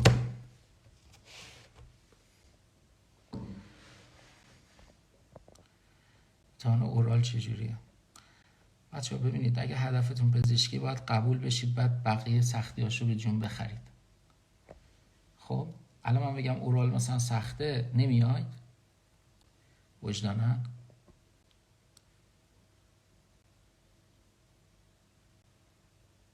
تایید USMLE داره؟ آخه این حرفا چیه میزنن؟ نه مشکلی برای بورس نیست. 61 قبوله. آقا به من باشه به خدا حافظ میگم همین فردا برو سر کلاس، ولی فکر میکنم قبول باشی. فقط دایرکت چیلنی بدی، بعدا فرار نکنی بری. 53 برای سهمیه ایو. خب من این ایوشو متوجه نشدم اولش. آره فکر کنم همون 53 خوب باشه برای ایو. طرح نداریم. البته کسایی که چرا بعضی که کارشون کامل نکنن 3 ماه باید برن، ولی 3 ماه فقط. بله اعتبار داره. بچه اگه اجازه بدید، به خدا اگه بدی، من انقدر میگم من نزدیک 200 تا قبولی داشتم، به خدا تو بگو یه وعده شام به ما رسیده، شما هم الان میگی پات برسه اینجا.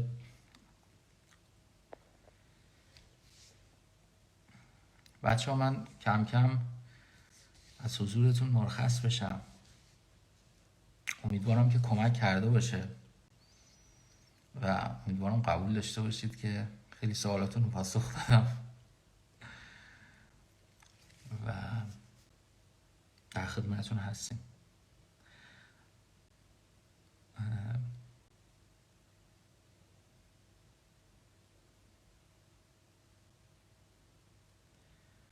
حالا آخه ما زیادم دور نیستیم، من الان پاویا هستم، به هر حال اگه میلان قبول بشید اوکیه.